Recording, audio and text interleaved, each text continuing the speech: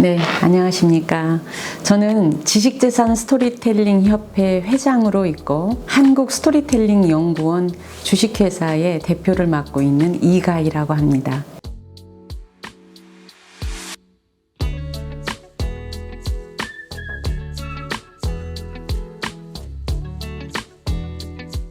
제가 이제 출간한 책들이 종류가 제 전공인 시집, 그 다음에 에세이, 그리고 또 이제 스토리텔링에 관련되어 있는 그런 책들.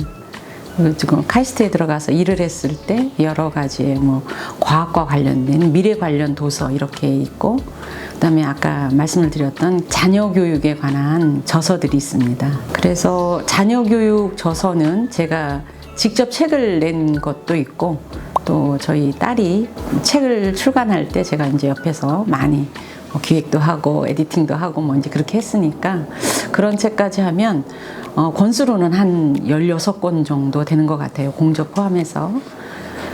그 중에서 우선 제가 그 자녀 교육서 중에서 좀 아이의 어린 시절을 담은, 그러니까 제가 어떻게 이 아이에 대해서 이렇게 교육을 시켰다라고 담아놓은 책이 한국 토종 엄마의 하버드 프로젝트라고 하는 책이고요.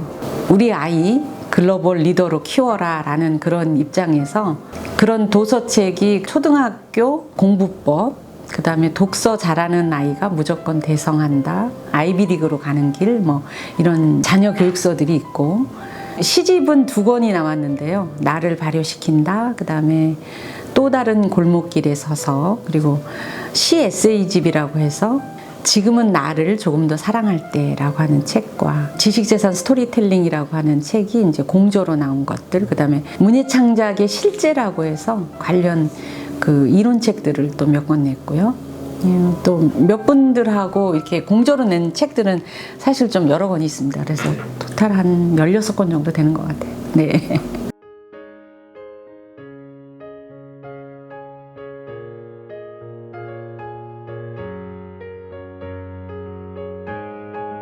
한국 토종 엄마의 하버드 프로젝트라는 그 제목에서 느껴지듯이 사실은 저희 아이가 뭐 미국에서 살다 오거나 이런 경험이 없습니다.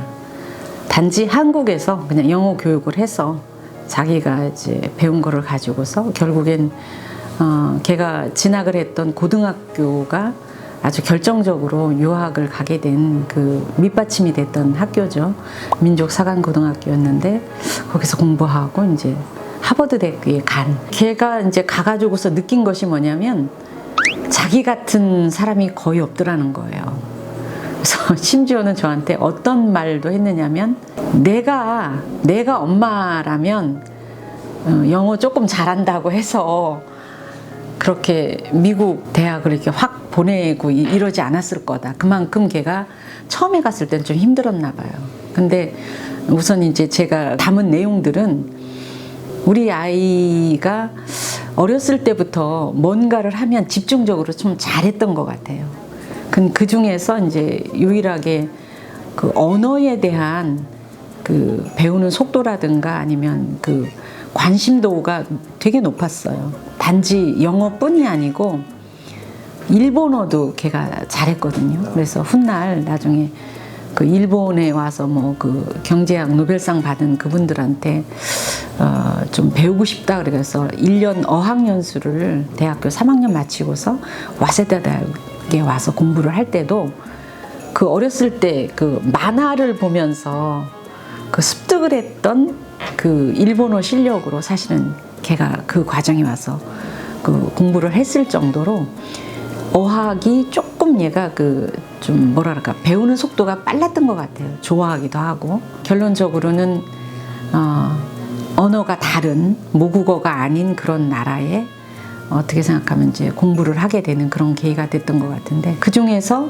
제가 그 책에서 담고 있는 내용들은 어린 시절에는 크게 생각해서 열심히 그 아이가 왜 잘하는 거 하려고 막 본인이 스스로 욕심을 내는 그런 과목들은 격려해주고 잘할 수 있는 환경만 제공을 하면 사실은 되는 것 같아요. 근데 결정적으로 이 공부라는 이 아카데미를 하는 동안에는 우리가 그 랭크를 매기고, 그러니까 서열을 매기고 그 점수를 이렇게 하는 그 시스템 안에 들어갈 때는 부족한 과목들은 채워줘야 되겠죠. 그래서 제가 그렇게 봤을 때 우리 아이는 어린 시절에는 사실은 수학을 좀 잘 못했어요.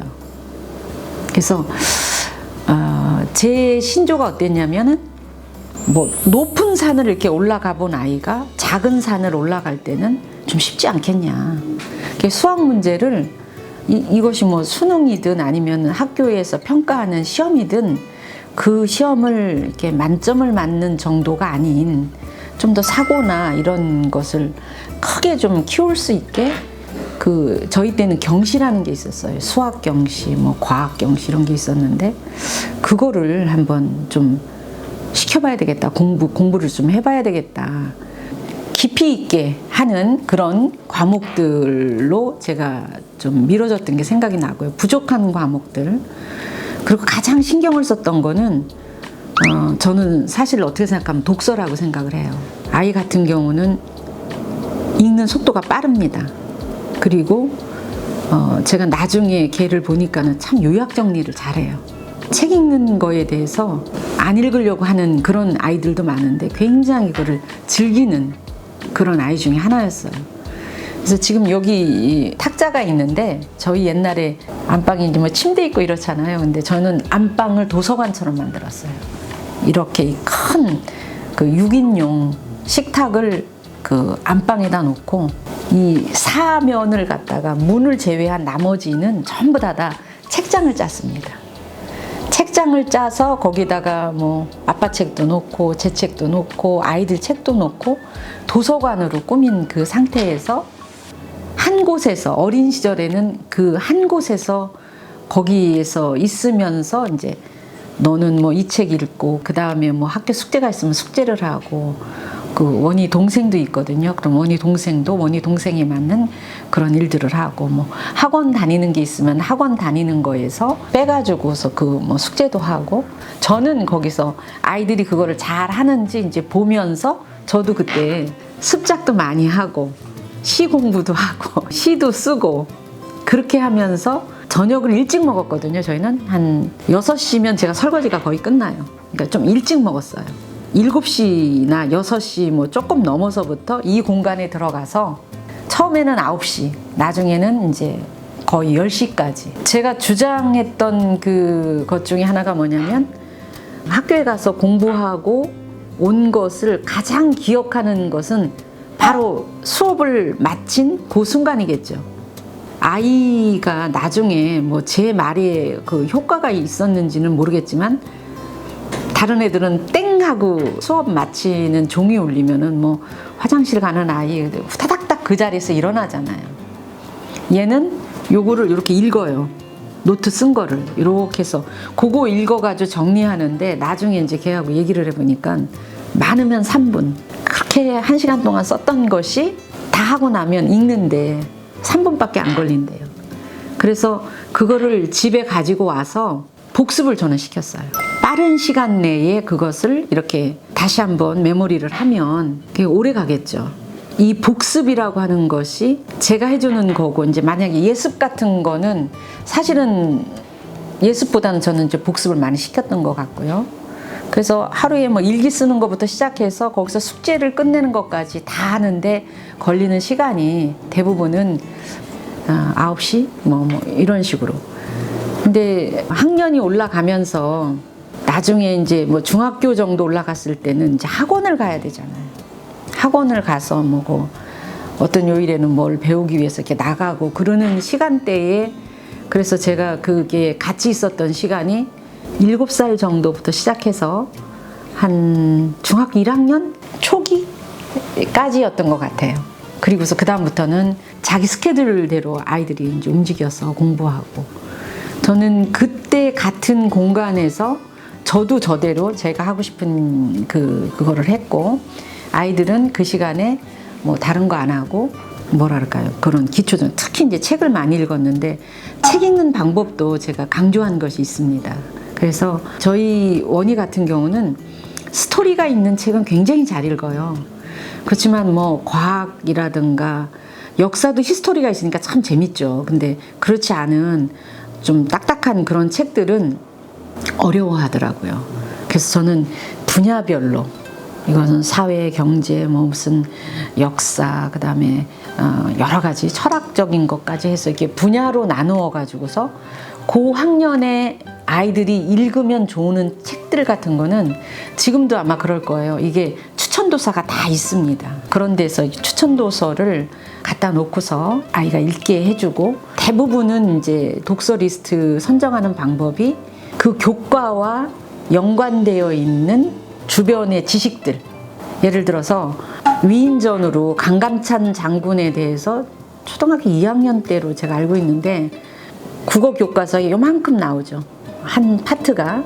그러면 그거를 요만큼 읽고 막는 게 아니라 이제 강감찬에 대한 그 위인전을 미리 읽게 해가지고서 전체적인 것을 이렇게 파악하게 하고, 그 시대에 관련되어 있는 역사 책들을 갖다 연관지어서 읽게 하면 아이가 이렇게 맥을 잡는 것 같았어요. 그래서 저는 그 항상 학습 목표라고 하는 게 있잖아요. 학습 목표를 굉장히 중요하게 생각을 했었어요.